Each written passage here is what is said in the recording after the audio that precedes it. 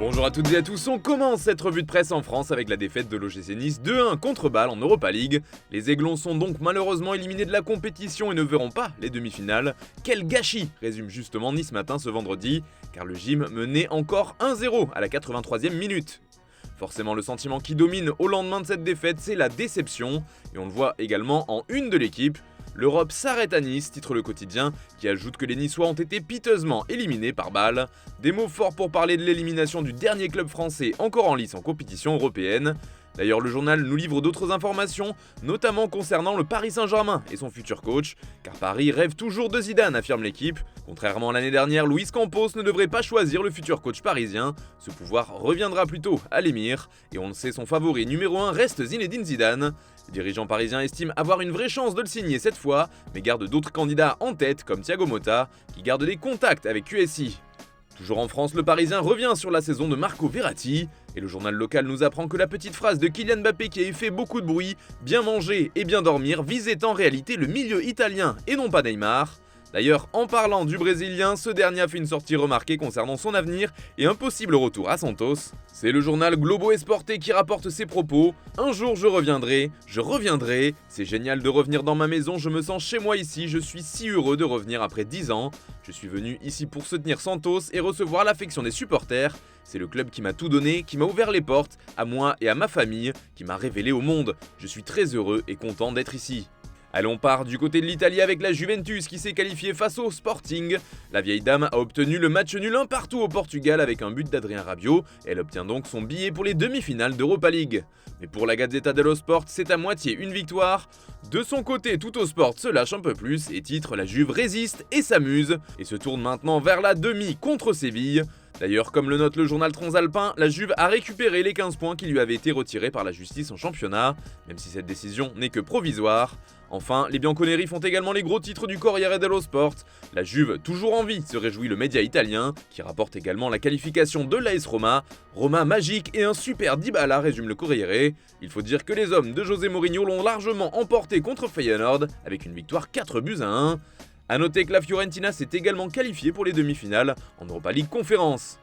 Direction l'Angleterre maintenant avec la terrible défaite 3-0 de Manchester United face au Séville FC. Forcément, ce résultat fait couler beaucoup d'encre outre-Manche, en témoigne cette une du Daily Telegraph qui titre Ten Hag rage contre ce désastre en Espagne.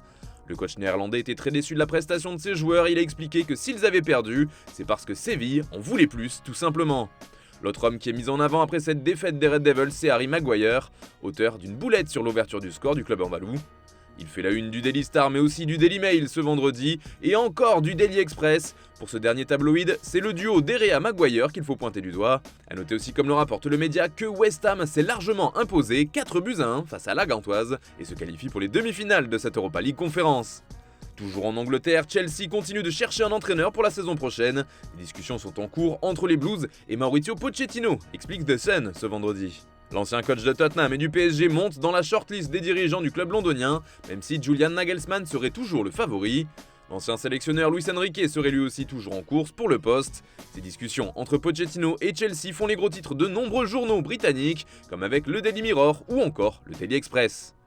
En Espagne aussi, la rencontre entre Séville et Manchester fait réagir, mais le sentiment est un peu différent que dans la presse anglaise. Le ton est à la joie, en témoigne cette couverture du journal Marca.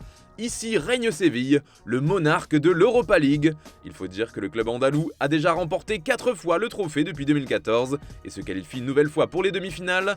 Cette large victoire fait aussi la couverture du journal local Estadio Deportivo, qui est littéralement au 7e ciel. Au tour suivant, les Sévillans devront affronter la Juventus pour rêver d'une nouvelle finale de ces trois, face au vainqueur du duel entre la Roma et le Bayer Leverkusen. Allez, on termine ce tour de la presse en Catalogne avec encore une fois Lionel Messi qui fait la une. C'est ok pour Messi, titre Sport ce vendredi, car Xavi aurait pris la parole devant son vestiaire pour lui annoncer le possible retour de l'Argentin. Une nouvelle qui a visiblement ravi les joueurs blaugrana qui se montrent très enthousiastes à l'idée d'évoluer aux côtés de la Pulga.